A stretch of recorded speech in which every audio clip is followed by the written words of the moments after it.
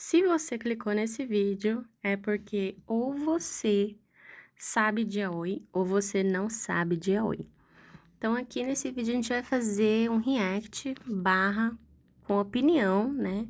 Eu vou dar a minha opinião, meus 50 centavos aqui nesse vídeo. Então, a gente vai assistir algumas partes que eu gravei, eu vou comentar sobre isso e vamos conversar nos comentários. Eu não sou youtuber, eu não tenho equipamento nem nada, tô gravando com o meu celular, então o áudio deve estar uma merda. Mas vem comigo assistir, vamos fazer junto, porque vai demorar pra caramba, eu falo pra caramba, eu tenho muita coisa pra dizer e os vídeos que eu peguei também são longos. Então, primeiro vocês vão assistir, e aí eu vou falar minha opinião sobre. Se vocês quiserem debater, coloquem 1 minuto nos comentários. Vamos começar pelo vídeo que me fez querer gravar esse vídeo, né? Assisti achando que ia ser uma coisa, no final foi outra, mas vamos assistir primeiro e aí eu vou dar minhas opiniões. Parte dessas obras são carregadas de conceitos de relacionamento heteronormativos. Oi, Anne, muito termo complicado. Tipo, essa questão de padrão homem-mulher, sabe? Menino, feminino, sabe? Pra designar o passivo e ativo. Só pegar qualquer obra menos recente e olhar a capa logo de cara, você vai saber quem dá o... Era obrigatório você deixar claro quem era a mulher da relação. Só que isso faz tanto sentido quanto comer areia com papel higiênico. E antes fosse só isso. É só a pontinha do iceberg. Quando tu bota, assim... Quando tu bota, tipo, uma comunidade que era muito mal vista e joga nela não só toda a sua desinformação, mas também seus fetiches mais obscuros. Não precisa de muito pra você saber o tipo de impacto que isso vai causar ali naquela comunidade. Além de serem muito alvos de morte, também era alvo de muita siririca. E caso não tenha ficado muito claro, é tipo, por exemplo, eu escrever algo sobre, sei lá, a cultura indígena, sem pesquisar direito, inventar um monte de coisa que eu acho pra representar uma comunidade que existe, lançar um livro, vender pra caramba, não se importar com o nível de desinformação que isso gerou a respeito dessa comunidade e muito menos tentar ajudar essa comunidade que eu explorei. Sim, Stephen Meyer, eu tô falando de você, sua canalha. Grande parte dos problemas é que não era só mal escrito e mal desenvolvido, é que não tem regra, nem limite e muito menos bom senso nesse estilo de obra. Basicamente, você pode escrever o que você quiser, no contexto que você quiser, sem se importar em trazer uma representação adequada para uma minoria ali. Não que você precise sempre escrever algo pensando numa minoria, tipo, longe disso. Hoje em dia tem obras que representam muito bem o estilo de relacionamento LGBTQIA+, mas lá na década de 80 e 90 não tinha. E apesar de termos como o Shonen Ai ter surgido meio que junto com o Yaoi, era muito mal visto porque a conotação originalmente se referia a Pedro. E foi o Bing que me disse, então eu não garanto o nível de informação, não. O termo BL só foi se popularizar depois do surgimento aí da internet, mas as obras que tem e tinham mais evidências são yaois carregados de coisas absurdas, principalmente coisas relacionadas a estupro, a sexo. Sempre era feita da maneira mais sensual possível, porque é a representação de um fetiche, quando não tinha coisas relacionadas à próprio e a pedo de novo. Nossa, caralho. E, tipo assim, você vem aqui na minha cara, vem falar pra mim que, tipo, não, a obra tem um pouquinho, assim, de profundidade, porque as autoras fazem os personagens lá questionar a própria sexualidade, num mundo, assim, onde todo mundo é hétero e você é gay. Tipo, oh, meu Deus, a gente não pode fazer esse tipo de coisa porque a gente é gay. Parece uma dinâmica interessante, não parece? Mas da mesma forma que isso tava em toda a obra, se juntar tudo vai ter a profundidade de uma poça de água, porque você sabe que daqui 2 capítulos o maluco já vai estar manjando a rola do outro cara. Era um pensamento comum antigamente achar que os caras só eram gays porque foram molestados em algum momento da sua vida. É, pensamento de filha da p... fetichizar e sensualizar em cima de uma coisa que é absurda. E calma aí, seria sacanagem. E eu sei que hoje em dia tem obras que tem uma boa representatividade, como Yuri on Ice, essa obra aqui que eu esqueci o nome, que simplesmente é maravilhosa, do que eu sei. Essa aqui que eu assisti um anime e eu achei fantástico, que tem uma sutileza e um cuidado melhor pra falar de relacionamento entre 2 caras, principalmente Yuri on Ice, que é basicamente só sutileza. Todo mundo sabe que é um relacionamento gay, mas toda a direção do negócio faz questão de não deixar isso totalmente claro. Um beijo, o anime teve até direito de pedido de casamento com uma desculpinha de que era promessa de patinação. Mas quando você entra, o que é mais recomendado pra você? Junjo romântica, Sekaiichi Hatsukoi, Dakeretai Otoko, Hitomi Jime Mahiro, Hybrid Child, Love Stage. E adivinha o que todas essas obras têm em comum? E tipo assim, eu quero ter esse espaço só pra falar de Shingeki Nakamura, que não é só autora de Junjo romântica, como também de Sekaiichi Hatsukoi e Hybrid Child. Ela deve ter farmado dinheiro pra caralho, porque todas essas obras aí ganharam adaptações pra anime. Essa safadinha! Tô fazendo gracinha.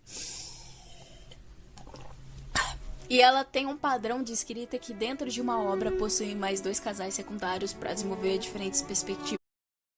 Os caras vão ser sempre representações não literais aí de deuses gregos. Tu nunca vai ver representatividade nesse tipo de obra. Você não vai ver um cara negro, você não vai ver um cara gordo, você não vai ver um cara deficiente, magro ou um cara feio. Falando de anime, quando os caras não são mais chaminés ambulantes, se tu teve a oportunidade na vida aí de conviver com uma pessoa que fuma 24 horas por dia, tu sabe o fedor de pulmão podre que não sai da boca da pessoa, impregna na roupa, cabelo, tudo. Mas querem parecer algo super sensualization. Basicamente tô reclamando de uma coisa que é super cultura do Japão. Só quero reclamar, entendeu? Eu sei que hoje em dia os caras até pararam de fumar um pouco, eles foram pra cocaína. Isso porque eu tô comentando dos animes produzidos no Japão, mas tem outros que são muito mais cara de pau, como os manhwa, que são basicamente mangás, só que produzidos na Coreia do Sul. É que mangá quer dizer quadrinho, entendeu? Pegou! E assim, é muito fácil diferenciar um do outro, até porque toda a estrutura de páginas são bem diferentes, mas a sem vergonhice é a mesma, se não mais explícita. Existem muitas obras, muitas eufemismo, que é tão bizarro, chega a ser constrangedor a ler. E sim, eu estou falando de Omegaverse. Isso sim é o suco da heteronormatividade escorrendo por cada paginazinha. E pra quem tá com preguiça de pesquisar e saber mais sobre, não pesquise mais sobre. Você vai me agradecer. O yaoi não é problemático porque é um estilo de obra com bastante pornografia e tal, mas sim por ser um dos gêneros que mais traz visibilidade aos gays, mas que consegue perpetuar uma distorção, tipo, absurda da comunidade inteira. Não tô aqui pra apontar o dedo na tua cara e fazer juízo de valor, até porque eu consumi muito yaoi na minha adolescência. E já tentei fazer parte de inúmeras comunidades, mas quanto mais eu consumia e mais senso crítico eu criava a respeito disso, eu via o quão nocivo aquilo era não só pra comunidade gay no geral, mas pra minha própria cabeça. Porque eu não gostava de ver romance entre 2 caras por serem 2 caras. Eu gostava de romance. Eu lia romance lésbico, eu lia romance hétero, mas nem de longe era tão mal representado quanto as obras geralmente gay. E eu sei que o Yuri também aí não é lá aquelas coisas, mais comparado com o yaoi. Eu vou falar pra vocês, eu não lia yaoi só pelo romance não, assim, que tá aí pra provar. Só que assim, às vezes é necessário a gente tirar um pouco a mão da xereca e botar na consciência. E não vai achando que hoje em dia tem obras que não reforçam alguns estereótipos preconceituosos da comunidade gay, que também distorce ou simplifica a realidade e a complexidade das relações entre casais, ignorando ou romantizando questões como violência, abuso, consentimento, saúde sexual. O que mais tem é obras assim, e a gente tá falando de hoje em dia, onde a galera já tá desconstruidona ali. Tá entendendo que o problema não é o romance entre 2 caras, mas sim a maioria das obras sobre o tema são perpetuações de fetiches carregados de estereótipos. Eu não posso falar ou negar que o yaoi não contribuiu de alguma forma pra visibilidade e representações de comunidade de relacionamento gay na cultura pop, em específico lá na Ásia. Porque mesmo não sendo a melhor forma de representatividade, era a única há muitos anos atrás. E isso ajudou muitas pessoas a aceitarem relacionamentos gays, apesar de ver isso como um fetiche, mas ele ajudou outras pessoas a se descobrirem, a expressar sua sexualidade, fantasia, identidade, sem muito medo e vergonha. E isso foi tão bem construído que hoje em dia as pessoas não têm vergonha nenhuma de falar essas coisas aqui na internet. Torna problemático quando deixa de ser uma obra que você consome pra entretenimento e vira mais um vício, o que acontece com a maioria do pessoal que tá inserido nessa comunidade. Tudo que eu falei aqui não é mistério pra ninguém que tá inserido na comunidade. Eu sei que a gente é jovem, a gente fala muita merda, a gente faz muita merda, consome muita porcaria. Infelizmente, ninguém tá passivo de não errar. A questão é que se você nem tá disposto a se colocar pra pensar a respeito disso, pode ter certeza que o amadurecimento vai chegar de forma tardia na tua vida. Então, vou ser meio redundante aqui, porque eu fiz um texto, na verdade é o comentário do vídeo dessa menina, né? Eu deixei esse comentário lá e eu decidi fazer esse vídeo com base no comentário que eu deixei lá. Só que algumas coisas que eu falo, o menino do próximo vídeo vai falar também. A diferença é que eu vou tentar explicar mais contexto, né? Mais a fundo as coisas. E no vídeo que ele fez, ele falou muito sobre, com base no artigo científico que ele leu, né? Que está correto, o artigo científico existe, né? É muito bom você usar coisas com base científica. Ah, eu tenho que me enrolar menos na hora de falar. Mas, ele usou os textos científicos para poder fazer o vídeo dele, para poder tentar entender o que estava acontecendo, mas ao ver o vídeo dele, parece que ele ainda está com dúvida, tipo assim, parece que ele ainda está perdido no que está acontecendo. Ele está tentando entender, mas não está entendendo. É o que aparenta, sabe? Então, algumas coisas eu vou falar, que ele também vai falar, só que creio eu que eu estou dando mais contexto. Porque ele fez a pesquisa dele, ele leu o artigo científico da moça, eu também li esse artigo científico, só que vou tentar dar mais contexto, porque ao ver os comentários do vídeo dele e do vídeo dela, você consegue ver muita disparidade. Porque, igual eu falei, ele pega a parte científica para falar sobre, e ela não. Ela dá a opinião dela sobre as vivências dela e o que ela conhece sobre, né? E a diferença dos comentários do vídeo dela e do vídeo dele são enormes, assim. Tanto nas experiências que as pessoas têm, tanto no que as pessoas acharam do vídeo. Né? Eu vou deixar o link dos 2 vídeos aí, vocês podem ver o vídeo na íntegra, porque eu cortei bastante coisa. Mas se você for ver os comentários, a diferença é gritante. Eu não vou printar aqui, porque eu não sei se as pessoas querem aparecer em vídeos de terceiros aleatórios, né? Mas vejam por si mesmo a diferença entre os comentários. O texto é um print do comentário que eu fiz no vídeo da menina, né? Então, talvez tenha algum erro que eu fiz na hora de digitar, mas relevem isso. Eu vou tentar, na hora de falar, não fazer tantos erros. No Japão, as primeiras mulheres a escreverem BL ou yaoi nos anos 80 queriam explorar histórias românticas mais complexas e quentes, mas não podiam, pois as mulheres não podiam mostrar esse lado. Ou seja, não podia ter uma história com uma personagem mulher que tivesse desejos sexuais ou relações sexuais, mas quando o personagem era homem, podia. Porque existiam os meninos que serviam ao shogun e aos samurais, coisa que foi escandalizada com a entrada da cultura ocidental.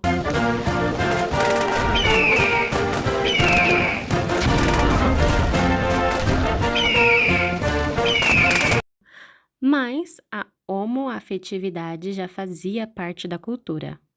A CEASIA, da Universidade Federal do Pernambuco, tem um artigo falando sobre isso. Vou deixar o link na descrição para quem quiser ler o artigo inteiro. A discussão a respeito dos papéis de gênero ao longo da história do Japão tomou rumos diversos, na construção de uma identidade feminina e de uma identidade masculina que destoam-se das estabelecidas pela ótica ocidental. Nos sistemas de sexo e gênero, situam-se nos períodos da era Sengoku, 1560 e 1603, e Tokugawa, 1600 a 1868. Essas relações ganharam diferentes roupagens no imaginário social no que tange ao tratamento da sexualidade e das relações interpessoais entre homens e mulheres. A representação das relações entre homens através da produção midiática popular japonesa também não passa despercebida. Interessante destacar as sutilezas com que a nuance de gênero e sexualidade são tratadas no cenário imagético de animações e mangás. E nesse sentido, que se voltam os olhares à animação Yasuki ou Yasuki, que oferece minúcias aos olhares mais atentos do público quanto ao amor homoafetivo e às relações íntimas entre homens das chamadas classes superiores do Japão, isto é, nobres e guerreiros samurais no período medievo japonês. O medievo japonês e as relações de gênero. No período por volta dos anos 1300 a 1870, influências do confucionismo, promovidas, por exemplo, por parte do governo no período do shogunato Tokugawa, em 1853 a 1867, contribuíram para a consolidação do imaginário japonês acerca da diferença entre sexos, de modo a enxergar a mulher ocupando um status inferior ao homem, como se observa, por exemplo, em passagens do texto Onna Daigaku, ou Grande Ensinamento para Mulheres, de 1716. Aqui vale lembrar que o confucionismo é aquilo que fez com que os países asiáticos tenham essa mentalidade de o conjunto acima do individual. Então, o seu problema nunca é maior do que a sociedade. Se você tem um problema, você não deve se manifestar sobre isso e você deve guardar para você. É o mesmo jeito que eles estão falando aqui sobre enxergar a mulher ocupando um status inferior ao homem, de maneira com que o homem, como indivíduo, também é inferior à sociedade. A sociedade é acima de tudo e o Shogun é acima da sociedade, como um deus, basicamente. Nessas obras, pregavam-se as 5 doenças da mulher: indocialidade, descontentamento, calúnia, inveja e parvoíce. Fundamentos esses que justificariam um conceito depreciativo para com a figura feminina. Os ensinamentos confucionistas atingiam com relevante impacto as camadas sociais que incluíam guerreiros samurais e nobres, definidas como as classes superiores da hierarquia social japonesa, e as quais integravam as mulheres samurais, esposas dos guerreiros. Nesse sentido, a imposição rígida de uma relação que, aos olhos estrangeiros, pode ser interpretada como a subserviência da mulher para com o seu marido, atingia os direitos, ou falta deles, que a mulher detinha em comparação ao homem, como a privação de direitos de propriedade, por consequência, as relações interpessoais, incluindo-se as sexuais, que podiam ser estabelecidas pelo homem e pelas mulheres, viam-se afetadas, isto é, enquanto aqueles gozavam de liberdade sexual, essas deveriam manter-se fiéis aos seus pares. Nessa perspectiva, enquanto a primogenitura e a demonstração de afeto entre homens e mulheres, bem como a liberdade de associação de mulheres separadas, eram parte do padrão da sociabilidade dos cidadãos mais ordinários, valores confucionistas ensinavam modelos familiares baseados na liderança masculina para famílias localizadas mais ao topo da hierarquia japonesa. Tal configuração, no entanto, mais ao longo do período Tokugawa tardio, passou a carregar influências para toda a população, conforme a autoridade de classe samurai foi perdendo a distinção na sociedade e sendo dissolvida. Com essa normatização da divisão sexual, a consciência acerca da conceituação de relações heterossexuais e homossexuais tornaram-se mais nítidas, diferenciando o significado das manifestações da sexualidade de acordo com a lógica oposicional homem-mulher. Yasuki e o amor homoafetivo. O conceito depreciativo que os samurais desenvolveram acerca das mulheres moldou uma forma de comportamento, a tal ponto que sentiam-se mais confortáveis mantendo relações de cunho homoafetivo, cuja distância, no entanto, vale salientar, não se iguala aos padrões homoafetivos considerados atualmente. Pausa para dizer que isso significa que não é igual aos padrões de gays que a gente tem na nossa sociedade atualmente. Era mais ou menos como servir um patrão. Os homens que tinham que servir aos shoguns e aos samurais eram quase que basicamente uma prostituição velada. Apesar de a ideologia confucionista não aprovar de fato relacionamentos homossexuais e a homossexualidade em si, o shogunato estava particularmente predisposto a ser tolerante.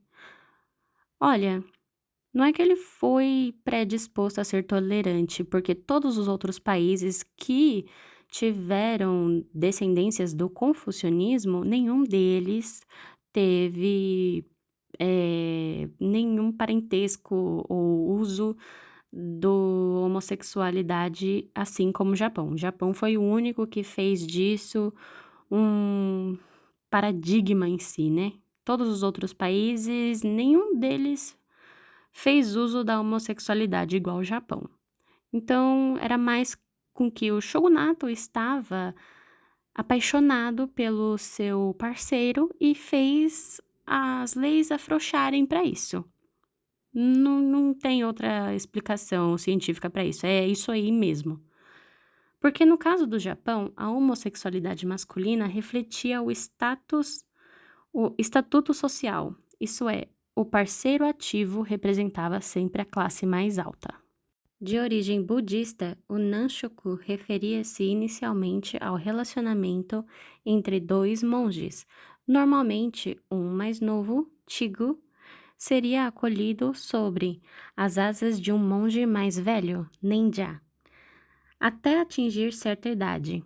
O relacionamento era tanto físico quanto psicológico, de maneira que exaltava-se o prazer de todas as formas. Ah, então quer dizer que os caras já era pedo em 1300? Sim. Não tô falando que é uma desculpa. Não tô aqui passando pano. Mas a gente tem que lembrar que o Japão não é lá essas maravilhas assim. Eles são o país mais cruel, vamos assim dizer, da Ásia. Então, a gente tem que sempre que lembrar que as coisas não são tão simples quanto aparentam. E tudo há uma história. De novo, longe de mim passar pano pro Japão. Cruz credo. Só que a gente tem que entender da onde veio isso daí. A configuração da homossexualidade, no entanto, não obedece aos sentidos do Nanshoku. Enquanto a homossexualidade tem suas origens de homo, que traz a ideia de igualdade, o Nanshoku, traduzido literalmente como cores masculinas, evoca um sentido de reconhecimento da diferença e fascinação para com o outro.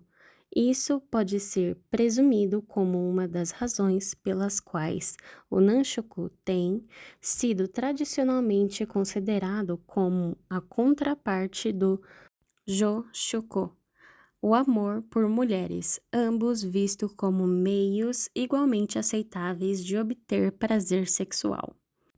Tudo isso para falar que não era uma relação, não era amor, não era nada do gênero, era só uma relação puramente sexual. Era ali uma relação de prostituição mesmo, entre indivíduos mais novos e velhos, mestres e servos, bem como entre os mais favorecidos e os menos favorecidos hierarquicamente. Isso nunca foi uma relação igualitária. Até hoje os japoneses pensam assim. Se você falar com eles, muitos deles acham que a prostituição é um trabalho como qualquer outro e o homem ou a mulher ter relações com alguém dessa área de serviço não tem nada ali, não tá atraindo, não tem nenhuma relação afetiva, então não está fazendo nada de errado. Eles pensam assim até hoje. Você considera a prostituição como traição? Não. Não, eu não gostaria que eles tivessem sentimentos entre si, mas eu não me importo se for só sexo. Eu prefiro que ele vá numa prostituta do que falar com garotas aleatórias. Eu acho que sim, eu não entendo por que eles vão na prostituta. Eu acho que não. Não é bom esconder. Contanto que não tenha sentimentos, prostituição conta como traição? Não. Não. Sim, porque eles estão pagando em dinheiro. Por isso, não é traição. Depende da namorada, mas é sim.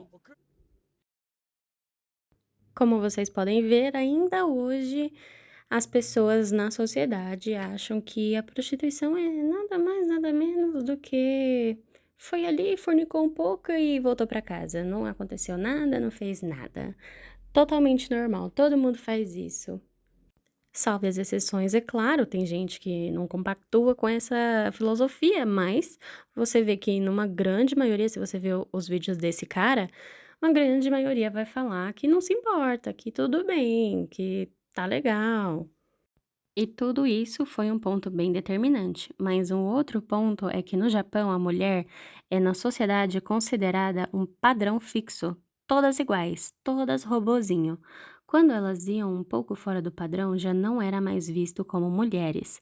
Então tinha bastante esse androginismo dentro da sociedade, apenas pelo fato de algumas pessoas não se encaixarem nas caixinhas específicas do que era ser mulher no Japão. E como o budismo tem várias ênfases em um corpo sem gênero e eles têm o pronome neutro dentro da língua também, algumas mulheres não se encaixavam nessa caixinha de mulher japonesa, preferiam pensar em si mesmas como elo ou they no inglês, né? Pois não era mulher japonesa padrão e não era masculino. O masculino não sofre esse entrave na sociedade japonesa. Então, para eles, até os anos 2000, era só mulher padrão japonesa e o resto. E o resto não importa. Spoiler, não mudou muita coisa. Então, vamos lembrar aqui que por causa do confucionismo e o budismo, sempre deixando a mulher em segundo plano, sempre sendo inferior, as mulheres preferiam ser qualquer coisa menos ser femininas, porque isso significava sofrer na sociedade. Pesquisem sobre a Fuji TV e os escândalos que todas as mulheres da emissora tiveram que fazer favores aos executivos e donos da empresa. Bom dia, TikTokers! Tem que falar baixinho, tá muito de manhã cedo. Tava assistindo televisão agora? Gente do céu, o maior babado. Vocês sabem o que tá acontecendo? Vocês viram o que tá acontecendo na Fuji TV? O maior babado. Pois é, já vimos isso se repetir naquela rede lá, naquele lugar lá, sabe? Está acontecendo no Japão. Você tá entendendo o que tá acontecendo? Pois é, começou já lá desde aquela agência aquela agência que fechou. E aí dali foi o fio da meada, né? Começaram a puxar dali. O que tá acontecendo agora foi o que desbancou na Fuji TV. Foi que um dos integrantes daquele conjunto, sabe, antigo, o SMAP, ele se meteu com uma mulher aí, teve que pagar uma indenização de não sei quantos milhões, e a Fuji TV escondeu isso. Ela escondeu e não quis contar para não prejudicar. Só que a verdade apareceu e agora a coisa complicou para essa rede de TV tão famosa. Perdeu muitos anunciantes, está agora à beira da falência. Fica aí o babado e conta aí se você já sabia disso. Tchau, TikTokers, fui! O escândalo é enorme, porque não é só o apresentador, né? Ele foi, tipo, a cara principal, mas todas as mulheres que trabalham nessa TV tiveram que fazer o tal teste do sofá, que é você fazer favores para ser contratada. A Fuji TV enfrenta uma crise sem precedentes, marcada pela perda de credibilidade, renúncia de líderes e retirada de mais de 75 patrocinadores. Em uma coletiva de imprensa histórica que durou mais de 10 horas nos dias 27 e 28 de janeiro, a emissora anunciou a saída do presidente Shuji Kano e do CEO Koichi Minato, na tentativa de conter os danos à sua imagem. A crise teve impacto direto nas receitas publicitárias da emissora, que já havia enfrentado dificuldades desde 2011. Quando protestos contra o suposto favorecimento à cultura sul-coreana resultaram em uma queda na audiência. Atualmente, a Fuji TV registra apenas 4,4% de audiência, ficando atrás de concorrentes como a Nippon TV e a TV Asahi. Apesar da crise, analistas afirmam que a emissora não corre risco imediato de falência. O grupo Fuji Media Holdings possui uma base financeira sólida, com investimentos avaliados em 4 trilhões de ienes e propriedades valiosas. Outro problema central da Fuji TV é seu modelo de governança, criticado por manter líderes envelhecidos no comando e resistir a mudanças estruturais. Acionistas exigem reformas, como a imposição de limites de idade para executivos, mas até o momento poucas medidas foram implementadas. Se gostou, curta e nos siga para mais notícias. Quando a gente fala da Segunda Guerra Mundial, o que vem imediatamente na cabeça de todo mundo é a Alemanha nazista, talvez a Itália fascista, mas se fala muito pouco do Japão fascista. E o Japão fascista cometeu atrocidades num nível que chega até superar a Alemanha nazista por uma questão de ter durado mais tempo. Vamos aos crimes de guerra. O que eles fizeram? O Japão roubou uma quantidade imensa de recursos naturais. Mais da metade da terra agricultável de toda a Coreia era propriedade privada de japoneses. Os coreanos foram forçados a adotar nomes japoneses, falar japonês e se converter para o shintoísmo. Os coreanos eram sequestrados e levados para trabalhar como escravos no Japão. Eles ficavam em campos de concentração, eram torturados e assassinados, e isso não só era permitido, como era encorajado. O Japão desenvolveu uma guerra bacteriológica. O Japão tinha a Unidade 731, que ficava na China, e a Unidade 731 era responsável por fazer pesquisas para prevenir epidemias. O que era de verdade? Era um grande laboratório, no qual a maior parte das pessoas que eram vítimas eram coreanos, e que eram usados como ratos de laboratório para testar armas biológicas. Quais? Cólera, peste, varíola, várias outras coisas. As estimativas são 4.000 pessoas mortas vítimas de experimentos científicos que usaram seus corpos para desenvolver armas biológicas. E, gente, como eles usavam essas armas? O Japão criava ratos e pulgas. Estima-se que eles criaram mais de 750 mil ratos para jogar nos chineses e espalhar peste negra. Peste que tinha sido desenvolvida em coreanos da Unidade 731. E um dos caras que era responsável pela unidade era avô do Shinzo Abe. Quando a gente fala da Segunda Guerra Mundial,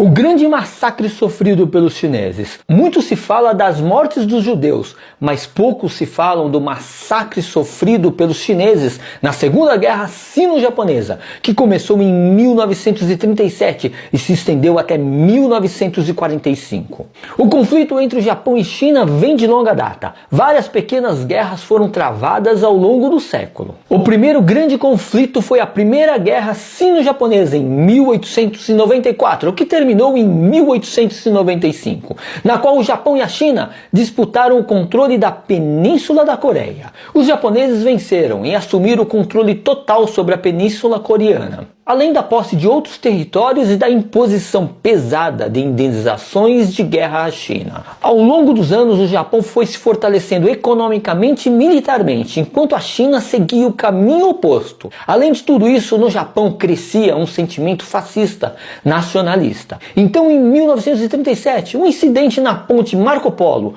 onde tropas dos dois países acabaram se desentendendo e iniciaram um conflito local, que poderia ter sido resolvido de forma diplomática diplomática. Mas os japoneses, tomados pelo instinto imperialista, aproveitaram o incidente e invadiram a China. Os japoneses avançaram rapidamente, tomaram o controle de Pequim e avançaram para a cidade de Nanquim, onde aconteceu um dos maiores massacres da história das guerras. Os historiadores estimam que mais de 20 mil mulheres foram estupradas pelos japoneses, inclusive crianças. Os estupros foram uma prática comum do exército japonês em toda a guerra.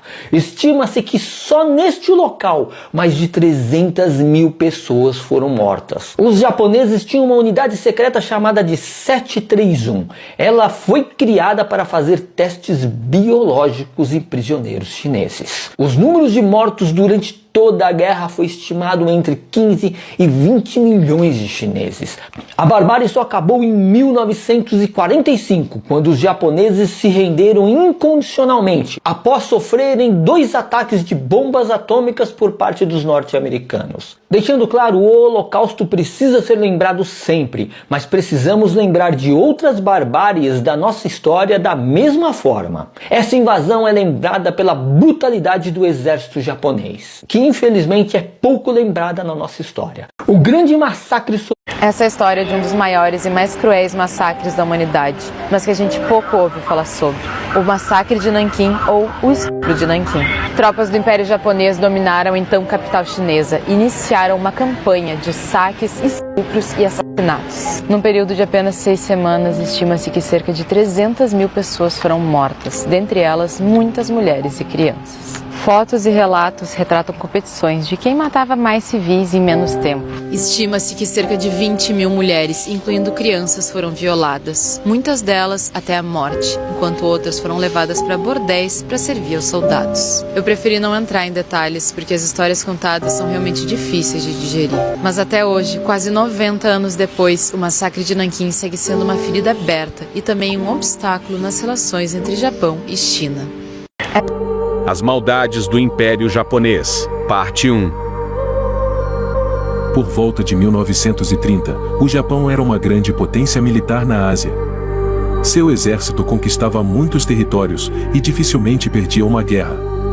Países vizinhos eram presas fáceis. A ambição japonesa de expandir seu império era tão grande que seu exército praticava todo tipo de crime contra seus inimigos. Países como China, Coreia do Sul, Tailândia, Malásia e outros foram invadidos pelo Império Japonês, e suas populações sofreram retaliações terríveis. Um caso que chocou durante a invasão japonesa na China foi quando seu exército enterrou vivo dezenas de civis chineses, e essa barbaridade ficou conhecida como o Massacre de Nanquim.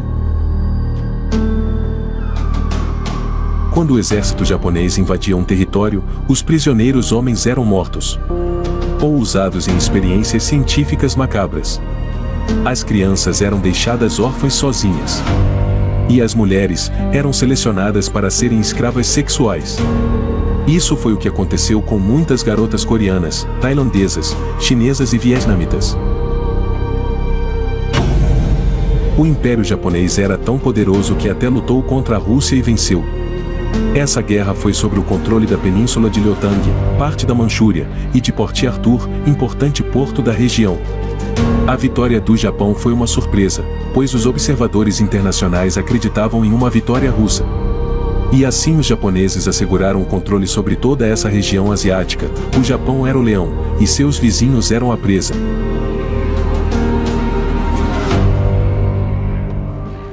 O Império Japonês desconhecia limites, até se meter com quem não devia. Agora eles queriam ir além do Pacífico e conquistar territórios perto das Américas. As ilhas no Havaí seriam seus alvos estratégicos.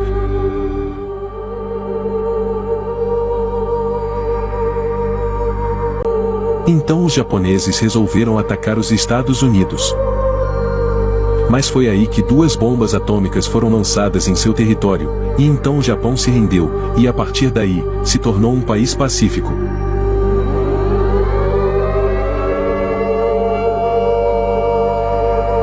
– 110 mil japoneses viraram pó no lançamento dessas 2 armas.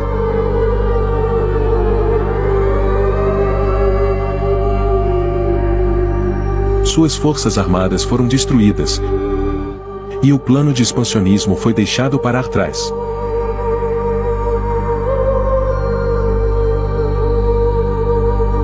Os territórios antes ocupados pelos japoneses foram devolvidos aos seus respectivos países.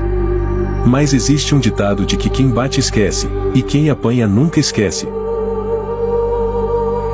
77 anos depois, suas antigas presas como China, Coreia do Sul e Rússia viraram potências, com poderio militar imenso, enquanto que o Japão ficou enfraquecido militarmente desde a Segunda Guerra Mundial. E agora seus antigos inimigos têm armas nucleares, e violam vários tratados internacionais na região, e o governo japonês tem permanecido calado. Mesmo quando a Coreia do Norte lançou um míssil que passou por cima do seu território, o Japão não pôde fazer nada, apenas observar.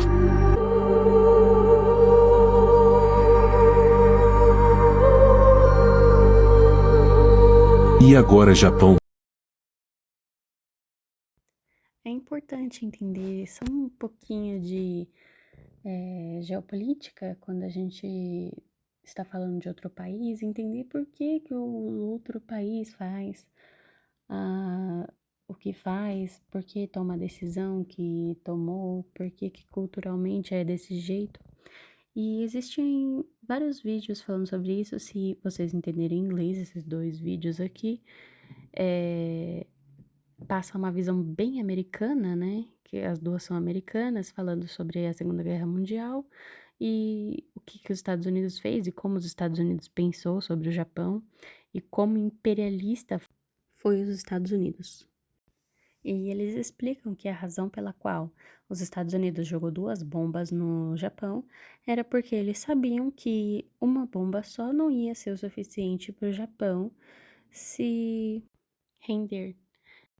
A discussão do porquê escolheram Hiroshima e Nagasaki varia, cada um fala uma porcaria diferente, mas que todos eles entram no consenso de que uma bomba não seria suficiente para o exército japonês se render. E o pensamento de que os Estados Unidos tivessem múltiplas bombas que faria o Japão se render. Então, o próprio Estados Unidos já sabia que o japonês era meio trelelê das ideias. Pesquisem sobre a Fuji TV e o escândalo de todas as mulheres da emissora tiveram que fazer os favores dos executivos e donos da empresa. E muita coisa vai fazer sentido nessas obras. A vida sendo inspiração da arte. É o lado sombrio que ninguém quer ver, né? Mesma coisa com as obras coreanas, os famosos manhwa. Já perceberam o tanto de abuso sexual que tem nessas histórias coreanas? E como é tudo tão natural e cotidiano? Experimenta falar com uma coreana para você ver que mais de 80% das mulheres na Coreia sofreram algum tipo de abuso sexual. E uma absurda taxa de 100% sofreram algum tipo de abuso, seja físico, psicológico, financeiro ou moral. Eu fiquei em choque quando eu descobri, porque eu achei que a taxa iria ser similar à do Brasil, ou menor, já que é um país evoluído e blá blá blá, né? Mas é maior justamente pelo mesmo problema que eles têm da proibição de pornografia, ocasionando no aumento da procura e interesse dos homens por fazer o seu próprio conteúdo.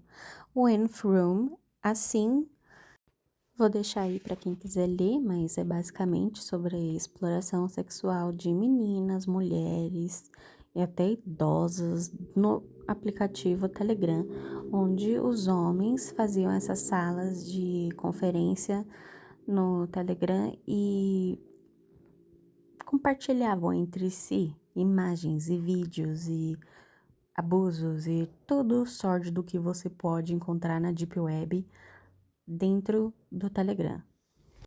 O governo tenta esconder e é uma porcaria. Ainda está ativo essas salas de bate-papo. Isso é muito recorrente agora com as deepfakes aí de inteligência artificial. Eles estão pegando suas colegas de escola, fotos e fazendo deepfake de pornografia com a imagem dessas crianças. Tá horrível e o governo não faz nada, nada. Não estão nem aí. A mulher na Coreia não vale nada. Assim, ocasionando um número tão elevado de abusos que, diga-se de passagem, são obviamente escondidos pelo governo. Toda a sociedade sabe, mas pelo confucionismo vindo do budismo, onde indivíduos não podem perturbar a paz coletiva, as mulheres acabam por ser coniventes com o escondimento do governo. O que é uma... Olha, sinceramente, eu não tenho nem palavras. Voltando ao mangá yaoi, ao retratar histórias de mulheres que não se encaixam nesse formato, a solução foi escrever as histórias trocando o gênero dos personagens. Aqui vale destacar que as histórias eram heterossexuais, um homem e uma mulher, mas o personagem era desenhado como menino para que a autora pudesse ter liberdade criativa nas falas e ações do personagem. Ou seja, nas histórias, em grande parte, não existia homofobia, nem outros personagens achavam estranho o relacionamento, pois a história é, na verdade, heterossexual. Ou seja, imagina uma história normal, só que a sociedade diz: mulher não pode agir assim. Então a autora diz: não, os dois personagens são meninos. E a sociedade: ah, tá, porque homem faz o que bem entender. Quando você entende isso, várias histórias começam a fazer sentido. Então essas falas, que são cotidianas, começam a ter mais embasamento, digamos assim.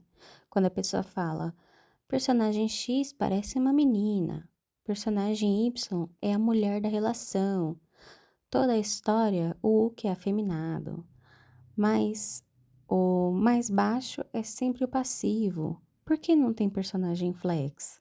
O Omegaverse foi criado para o passivo sofrer as dores da mulher na sociedade, como o cio, a perseguição, a inferioridade, etc. Quando você ouve esse tipo de fala, você consegue conectar com a história do Japão?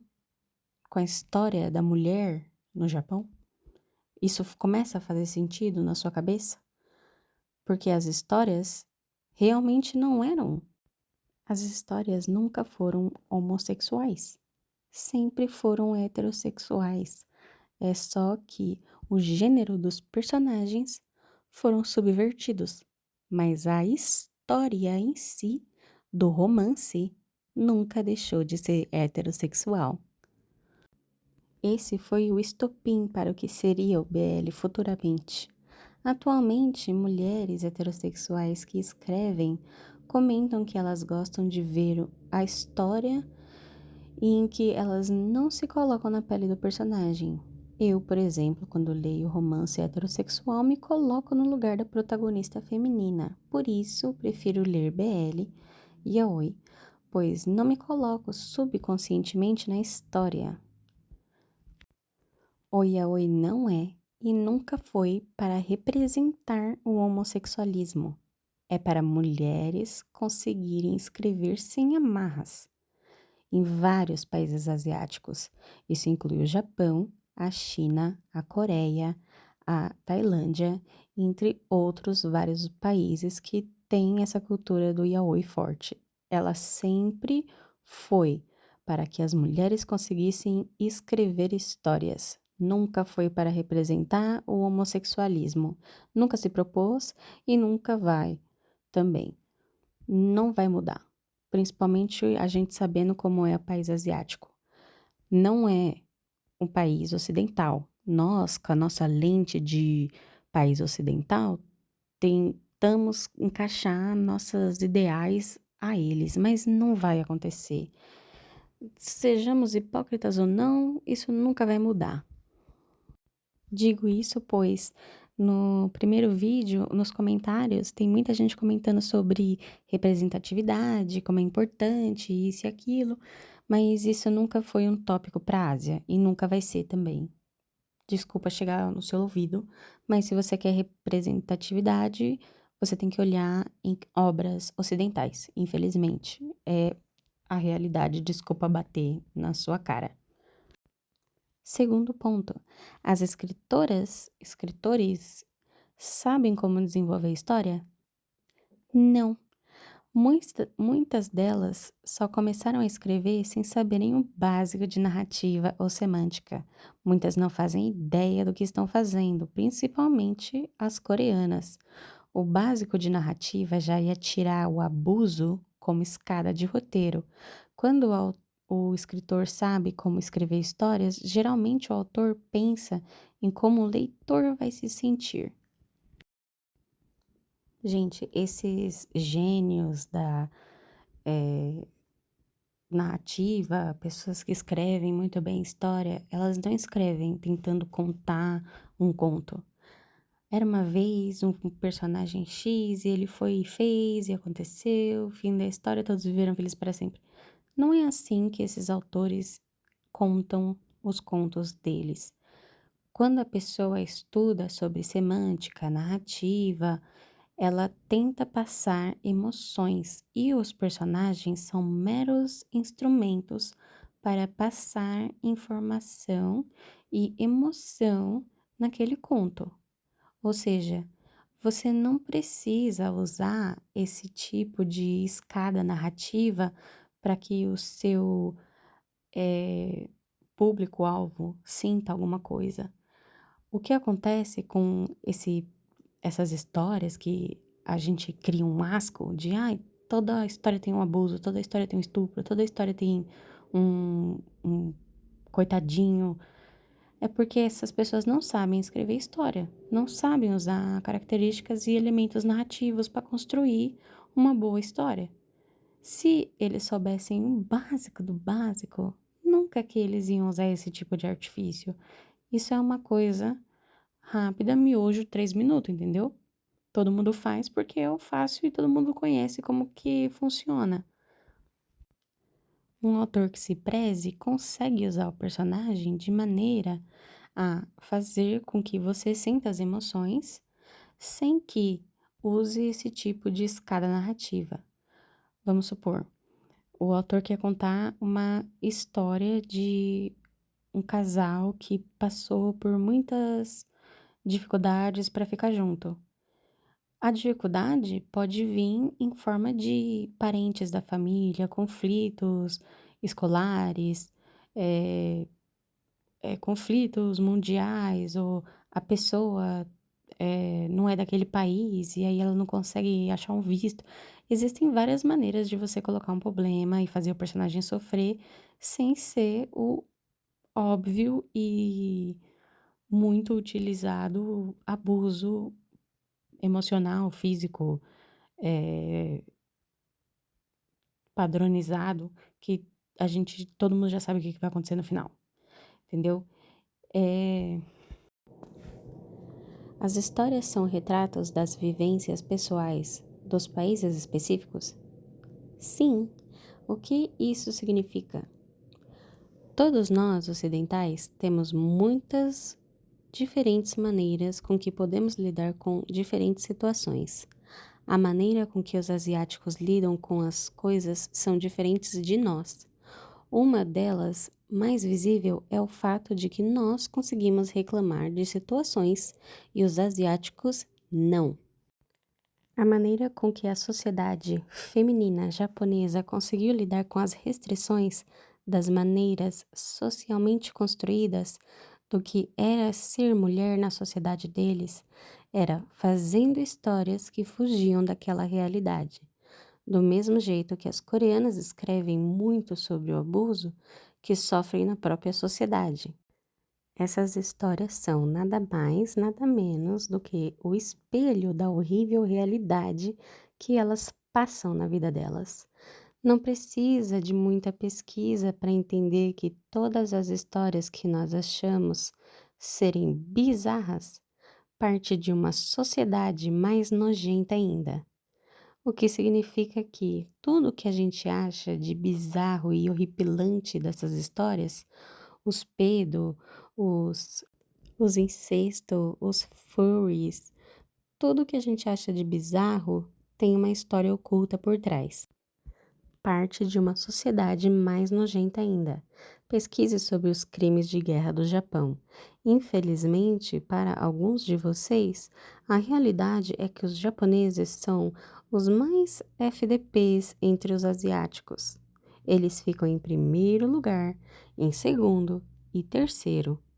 Só o fato deles nunca terem pedido desculpa pelos atos e crimes de guerra já deveria ser prova suficiente e eles ferrarem com, no mínimo, 7 países asiáticos e nunca sofrerem nenhum tipo de retaliação, a sociedade deles acha que eles são a vítima da guerra, quando, na realidade, a decisão foi 100% deles. O próprio país deixou seus cidadãos morrerem. Pesquise sobre a colonização imperialista americana na sociedade coreana. Além de serem uma sociedade estuprada literalmente e figurativamente pelo Japão, estão sendo até hoje também pelos Estados Unidos. Que outro país no mundo tem um exército do seu próprio país controlado por outro país? São todos traumas de uma sociedade destruída mentalmente. O fato deles acharem que doenças mentais vieram do Ocidente já deveria ser pista suficiente para entender que a sociedade deles é mentalmente doente e vai continuar desse jeito enquanto eles negarem tudo isso com toda a força que eles têm. Quarto ponto, se quiserem realmente analisar o contexto e reclamar sobre, deveriam pesquisar mais a fundo o porquê isso acontece. Dar opinião é legal, mas informação errada não é. Vamos pesquisar mais, galerinha, antes de falar as coisas com tanto achismo disfarçado de verdade. Se quiser falar sobre a problemática das histórias, tudo bem, mas explique a base do porquê é problemático e da onde vem, historicamente, o problema. Quinto, tem histórias ruins no gênero que tiveram sucesso demais e furaram a bolha, manchando o gênero? Sim, mas o que a gente vai fazer? Chorar? Sexto, existem mulheres que usam BL para se vingar de homens? Sim, como havia dito, tudo é questão de perspectiva e algumas autoras já relataram que certos personagens só existiam para sofrer. Parte de um sadismo do autor? Sim, mas como havia explicado, isso acontece porque o único meio que elas têm de expressar essa frustração sem julgamento é essa. E os leitores que se identificam morbidamente querendo também se vingar de homens, bom, não é a maioria, mas existe sim. Melhor do que sair atirando em escola, cinema, show, como o pessoal por aí, né? Cada um com as suas frustrações. Sétimo, 99% das pessoas são leigas e não sabem o que é yaoi de verdade? Sim. Aqui nessa plataforma só existem 2 vídeos corretos sobre o assunto, embasado em artigos científicos, feito por pesquisadores e historiadores. E eles estão em inglês.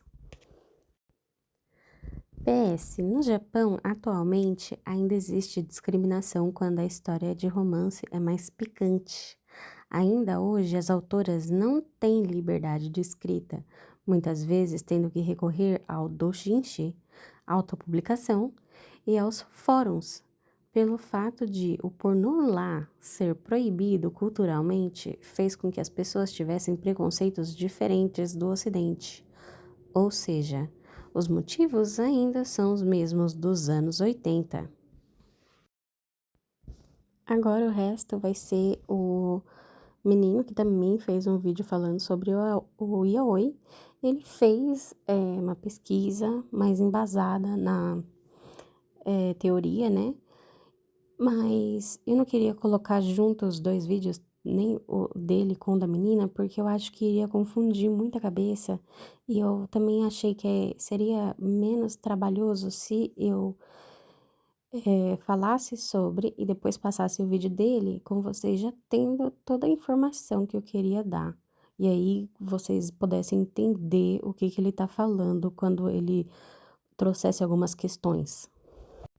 Eu acho que eu consegui responder a maioria das questões que ele levanta no vídeo dele, então eu vou tentar ver se eu deixo a minutagem aqui do que eu tô falando, mas tudo o que ele questiona eu consegui responder aqui nesse vídeo antes. Pelo menos eu acho. E o que eu não respondi, eu consigo complementar Em nos uma matéria de comentários 2024, depois. super interessante, a China é listada como o 5º país mais perigoso para uma pessoa LGBTQIA+. Ao contrário do que alguns pensam, o motivo para isso não são as leis. A homossexualidade deixou de ser um crime no país em 1997. Na verdade, se trata de sua cultura familiar. De acordo com a publicação, homens gays e mulheres lésbicas ou são escondidos pela família ou acabam sendo colocados em casamentos arranjados. Para alguns, essa pode ser só mais uma informação sobre a violência diária vivida por pessoas LGBTQIA+. Mas aqui existe uma pegadinha. Ou melhor, uma ironia. Enquanto a China é um dos países mais perigosos, ela também é palco para uma crescente em séries e mangás boys love. Sim, meus amores, série de viadinho se beijando.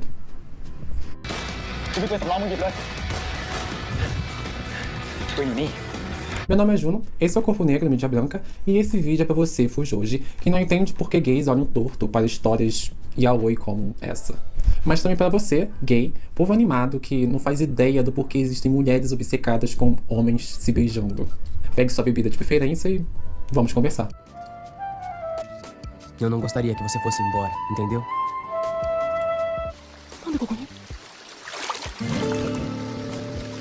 Yuri, 今日から俺はお前のコーチになる。そしてグランプリファイナルで優勝させるぞ。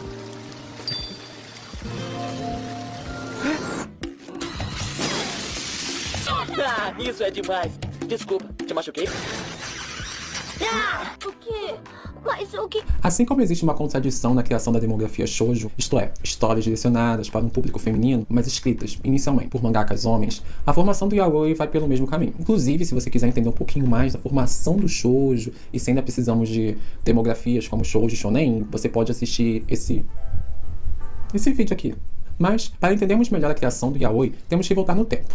Mais especificamente para o final dos anos 60. Foi nessa época que um grupo de mangakas conhecida como Nijuyon Nengumi, e eu posso estar falando esse nome completamente errado, ou em tradução direta, nascidas em 1949, que também foram chamadas de O Grupo do Ano 24, começaram a incorporar relacionamentos homossexuais em suas histórias. Durante essa época, uma onda de mudança cultural e social se espalhava pelo Japão, o que exigiu novas formas de se expressar e, consequentemente, de se construir narrativas. Vale lembrar que o termo nascidas em 49 não é aleatório. Esse se trata de um dos momentos mais conturbados do Japão, apenas 4 anos após o final da Segunda Guerra Mundial. Essas novas escritoras, que teriam seu trabalho publicado entre os anos 60 e 70, era uma juventude que não conheceu os anos de glória do Japão, mas sim um país fragilizado com as bombas de Hiroshima e Nagasaki. Essa discrepância entre expectativa e realidade social é um dos principais impulsionadores para buscarem uma nova forma de se expressar. O outro ponto que torna esse momento perfeito para o nascimento do yaoi é o sexismo presente no mercado de mangás. Além da demografia shonen ser de difícil acesso devido à sua alta competitividade, né? Todo ano tem um grande anime ou mangá shonen. O shoujo, por sua vez, era uma terra de oportunidades. Mas com um porém, a maioria de suas histórias eram compostas por jovens em enredos melodramáticos e, em muitos casos, contrapostas às figuras cruéis de suas madrastas. Suas protagonistas eram passivas, sofredoras que encontravam seu final feliz ao redor do verdadeiro amor. Pode entrar, Maria do Bairro. Pode entrar. É então que surge aquela discrepância esquisita entre público e mídia. Enquanto um deseja histórias que conversem com ele, o outro produz narrativas mergulhadas em estereótipo. É como aquele famoso meme do queremos mais gays assim, empinando moto, dando tiro, vocês sabem, né? Aquele chef's kiss. Foi nesse contexto que artistas mulheres começaram a produzir mangás que elas mesmas gostariam de ler. Mas como fazer isso quando se está em uma sociedade que limita a sua expressão simplesmente por você ser uma mulher? Como produzir histórias que fogem do estereótipo quando, tanto na ficção quanto na realidade, as mulheres eram tratadas apenas como donas de casa, esposas e mães? Como diria minha mãe, esse é o pulo do gato. O boys love, o amor entre garotos, surge aqui não como uma forma de representar a comunidade gay, mas um meio de criadoras trazerem personagens independentes e proativos, além de incluir narrativas ousadas e algumas vezes eróticas.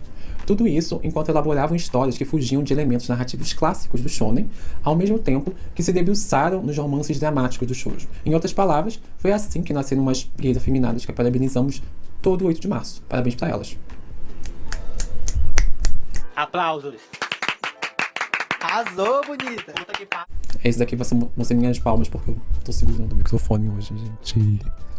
ASMR. Entre diversos trabalhos de destaque da época, temos A Rosa de Versalhes, mangá publicado no Brasil. Apesar do gênero biológico de Oscar ser feminino, sua criação como rapaz fez com que a obra de Ryoko abrisse as portas do mercado japonês para romances com um núcleo exclusivamente masculino, como é o caso de O Coração de Thomas, mangá de Hagimoto, publicado em 1974. Nele, acompanhamos o romance de Thomas e Yuri, ambientado em um colégio interno europeu. Diferente de A Rosa de Versalhes, que utiliza o gênero de seu personagem para questionar o lugar da mulher na sociedade, O Coração de Thomas tem no centro um romance homossexual. Ao lado de A Canção do Vento e das Árvores, de Takemiya Keiko, essas duas obras se tornaram os principais exemplos de Shonen Ai, termo utilizado para se referir aos mangás shoujo com temática homoafetiva. Para alguns, essa evolução do shoujo para o shonen ai pode parecer apenas uma casualidade, uma forma de mulheres investirem em tramas masculinas para ascender em meio a uma mesmice que é exigida pelo mercado shoujo.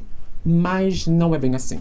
Em Shonen no Nawa de Ruberu, o nome do garoto é Gilbert, mangá autobiográfico de Takemiya, a mangaka disse que queria despertar uma revolução através de seus mangás shoujo.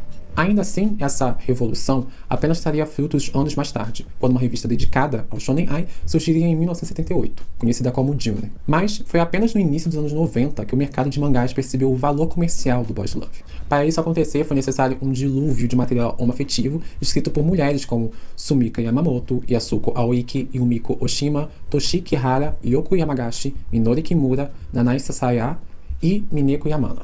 E entre tantos outros destaques do gênero Shonen Ai, um deles ficou para Ozaki Minami e seu mangá Jetsuai, ou Amor Desesperado, publicado em 1989. Esse foi um dos responsáveis por despertar a febre boys love ao redor do mundo, uma vez que foi publicado na Margaret, uma revista popular de mangá shoujo. O curioso de Jetsuai eram seus personagens e história, que, apesar de originais, eram inspirados em Capitão Tsubasa. Sim, a Mana simplesmente olhou pro mangá de futebol e anime mais hétero feito na história do Japão e pensou, vou usar o raio gaysificador e fazer uma produção para fazer história.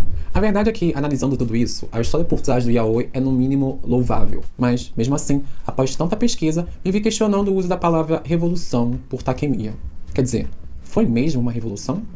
Essas mulheres recriaram seus mundos através de dois homens se relacionando romanticamente, colocando falas ditas femininas na boca de personagens masculinos. Elas, literalmente, subverteram histórias tradicionais, utilizando o Shonen Ai para mediar um discurso feminista, questionando o porquê de personagens mulheres sempre estarem em segundo plano. Mas, apesar disso tudo ser incrível, ainda existe uma questão aí. Quem está sendo sacrificado para dar vida a essa revolução? Oi, eu sou o Asha. Tenho certeza que o Connor te contou tudo sobre mim. Eu sou o irmão hétero dele que apoia essa coisa gay. Falar de yaoi é falar de algo delicado, principalmente quando estamos falando sobre representatividade. Em Vozes Abafadas, o mangá yaoi como mediação do discurso feminino, de Glaucio Aranha, o autor descreve 3 formas com que esse gênero é entendido. Primeiramente, como uma distorção de realidade dos homossexuais. Então, como um processo de alienação em relação à diversidade estética do universo gay, uma vez que essas histórias dão ênfase aos romances centrados em figuras jovens e andrógenas. E por último, como uma objetificação de relações homossexuais, onde a expressão de amor escapa ao senso comum. Em outras palavras, Aranha nos faz questionar como é possível algo ser tão progressista e questionável ao mesmo tempo. Sorry, that was abrupt. I just had to say. It was perfect. When... You okay? That was my first time. Wait. That was your first kiss? With a guy. Em 2014, Shonda Rhimes, conhecida pela criação de séries como How to Get Away with Murder, Grey's Anatomy e Scandal, decidiu rebater uma usuária do Twitter que comentou como as cenas gays de suas séries eram exageradas. A produtora e roteirista então disse: se você usa os termos cenas gays, não somente você está atrasada para a festa, como você também não está convidada para ela. Com o sucesso de Grey's Anatomy e a construção de sua produtora, a Shondaland, Shonda Rhimes se tornou um dos principais exemplos de diversidade na cultura pop. Aqui tínhamos uma mulher negra que não tinha medo de escrever sobre mulheres fortes em uma época onde suas personagens ainda podiam ser criticadas por, bom, serem fortes. O curioso é que, apesar de eu entender todos os avanços atribuídos a Shonda, ainda tem algo que me incomoda na sua escrita. Uma coceirinha que eu não consigo alcançar. Um incômodo que eu não sei muito bem como avaliar. E foi depois de bufar pela milionésima vez com um casal gay escrito pela Shonda que eu entendi o que era. Apesar de progressistas, as séries da Shonda tinham um problema. Seus casais gays não eram gays, se é que isso faz sentido. Tá, tudo bem. Isso parece fugir completamente do tema yaoi, mas eu juro que vai fazer sentido. Então, pega na minha mão, respira fundo e pensa, o Juno vai fazer sentido em algum momento, eu acho. Em 2012, Shonda Rhimes chega à ABC com Scandal, sua primeira série com canal masculino e gay na trama. Nela conhecemos Olivia Pope, interpretada por Kerry Washington, e seu relacionamento extraoficial com o presidente dos Estados Unidos. Mas infelizmente, hoje eu não vou estar falando da diva que é Olivia Pope. Desculpa, Kerry. Then this debate is biased before it begins. We're out. Na verdade, eu quero falar sobre Cyrus Beene e James Novak, um casal gay formado entre um dos assessores do presidente e um jornalista. De início, os dois são personagens fortes que têm um objetivo em mente: serem bem-sucedidos em seus trabalhos. Normal. É então que o relacionamento toma um espaço maior em suas vidas. Eles então se casam, o que constrói uma dinâmica curiosa. Ou pelo menos eu diria que bem heteronormativa. O que antes era sobre dois homens em busca de poder, fama e sucesso profissional, se tornou sobre Cyrus, um marido e pai ausente, e James, um dono de casa que precisava cuidar de um bebê, além de lidar com a traição do marido. Traições, porque foram várias. Tá entendendo onde eu quero chegar? Não? O ano é 2014 e How to Get Away with Murder chega também à ABC. A série protagonizada por Viola Davis traz uma turma de alunos de direito que precisam lidar com casos de assassinato sangrento. Coisa básica, ser uma terça-feira comum. Entre os alunos temos Connor, a gay do grupo, que eventualmente conhece Oliver, um cara de TI asiático que não se vê como parte da comunidade gay. Inicialmente, ambos surgem como figuras que estão tentando compreender seu lugar no mundo, o que eles têm a perder e ganhar quando estão juntos, por exemplo. Mas é quando o relacionamento dos dois é oficializado e eles passam a morar juntos que, bom, Connor se torna um parceiro ausente e Oliver precisa lidar com a falta e a traição do namorado enquanto se torna um ajudante de análise Kirin e seus amigos. Ele basicamente se torna uma dona de casa sem uma casa. Bom, já dá pra ver que algo de errado não está certo, né? Em 2017, chegou a vez de Grey's Anatomy tratar de casais gays masculinos. Após 17 temporadas e alguns casais lésbicos, conhecemos Lev Schmidt, um rapaz esquisito que aparentemente é hétero, pelo menos até conhecer o Dr. Nico Kim. Os dois acabam se envolvendo em romance à la boys love coreano e, bom, não dá certo. A experiência de Nico com outros rapazes versus a inexperiência de Levi é um dos principais catalisadores para o término dos dois. Porém, novamente, surge uma dominância versus subserviência. Nico se mostra autoritário, Levi vai do rapaz esquisito com sonhos para alguém tímido e retraído. A verdade é que, com um pouco mais de tempo, Nico e Levi se tornariam mais um Cyrus e James, ou Connor e Oliver, um parceiro ausente, enquanto o outro está isolado e cuidando de uma casa. Mas por que, Juno? Bom, eu não faço ideia do que se passa na cabecinha da Shonda, mas eu tenho um palpite. Não muito diferente dos boys love japoneses, Shonda não parece escrever casais gays pensando na comunidade gay, mas em suas próprias experiências. Seus casais homoafetivos masculinos não são necessariamente sobre dois homens se relacionando e tentando encontrar seu lugar no mundo, mas sobre dois homens que desempenham papéis de gênero na sua relação. O homem e a mulher da relação. Sabe aquela famosa piadinha? Ai, quem é o homem da relação? Entendeu? É basicamente... corre por esse lado. E como eu disse antes, isso não é muito diferente do que encontramos na maioria dos mangás yaoi. Para explicar essa discrepância entre persona gay dos mangás yaoi versus a realidade das pessoas, a socióloga Ueno Shizuko afirma que, em muitas instâncias, os meninos bonitos dos mangás não são masculinos nem femininos, mas um terceiro gênero. Sim, eles são minions. Para Shizuko, é a mente das autoras dessas histórias que direcionam esse terceiro gênero. Não é uma questão de pesquisar sobre a comunidade gay e tentar representá-la no papel. São elas colocando a sua personalidade nesses personagens, o que pode trazer complicações. Aqui, a socióloga nos lembra que, bom, apesar de toda a revolução de Takemiya, essas autoras ainda são mulheres que cresceram em uma sociedade patriarcal. É apenas a mente de uma pessoa que é limitada pela dicotomia de gênero, que confunde o que não é uma menina com um menino. Em outras palavras, com todas essas influências sociais, tem como fugir dessas imagens estereotipadas de que em qualquer relacionamento romântico existe o papel do homem e da mulher? もし。今どこ？